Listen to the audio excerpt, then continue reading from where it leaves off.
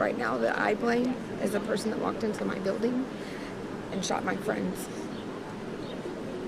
Blame him. Because if we blame everybody else, we're tearing our nation, our city apart. And we can't do that. We got to stick together to be able to grieve and get through this. It doesn't matter what politic you're in. Like, if you're Democrat, it doesn't matter right now. It doesn't matter.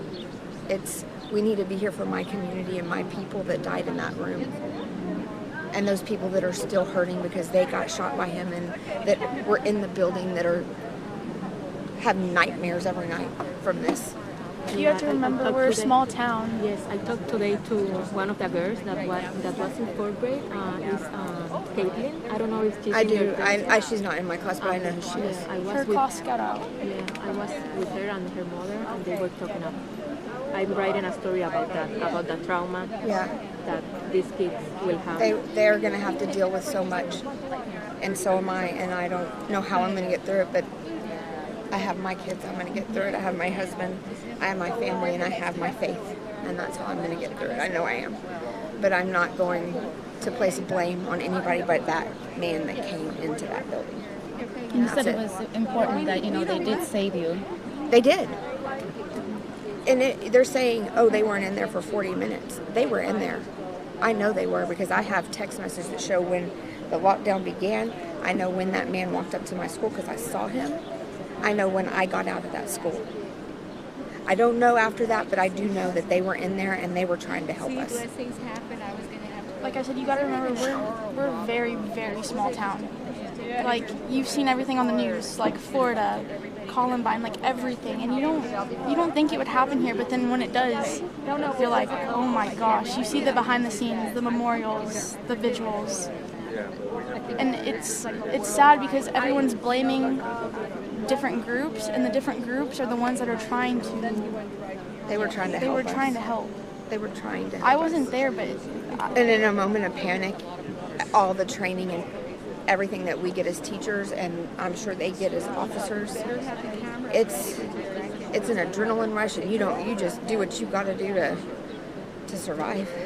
The police forces came from different areas, but in Uvalde, we're the first ones that were at the school because, we've never really been trained to actually go through, like, we've done lockdowns, we've had practices, we've had stuff like that. Like, we know how to go into lockdown, but it's done totally that stuff. different. But it's totally different when it actually happens to your school and you have to go into lockdown and you have to think about it and process it all. In a matter of seconds. Nicole, it will be on Tuesday, a week of this. What will be your message for this not to happen again? What do you think must change? I truly believe that, like, guns don't kill people, people kill people, right? I do think maybe there should be some stricter gun laws, but at the same time, like, he could have got a knife. He could have done the same thing with a knife. I mean, if you think about it, he could have. You never know what was going through his head, but I can't lay blame on anybody else. If not, I'm not going to heal. And those people that are in the law enforcement here are my friends. They're friends of the people I work with. They're friends of my friend that died. Her husband was one of those officers. Like, I back them. I love them all. And I'm sorry that they're having to go through this. You have to remember, if it wasn't for them, they would. I probably wouldn't have been out of that building.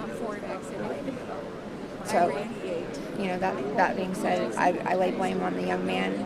I will not speak his name because I don't think he deserves that. But I lay it on him, all on him. Lots of Garcias got shot. My relatives.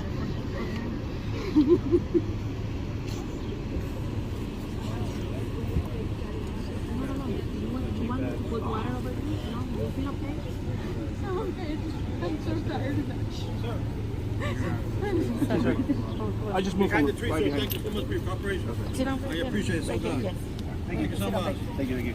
As a teacher, I was hoping maybe to give my insight to Biden, but of course he's not going to meet with teachers. He's meeting with the grieving families, and I understand that. But, I was in the building, and my other colleagues that were in the building, we witnessed it. We've gone through it, and we're all grieving together and traumatized too. Like, but I don't think that'll happen. But I want him to know, like, I don't want to put blame on, I want to stop putting blame on the people that they are.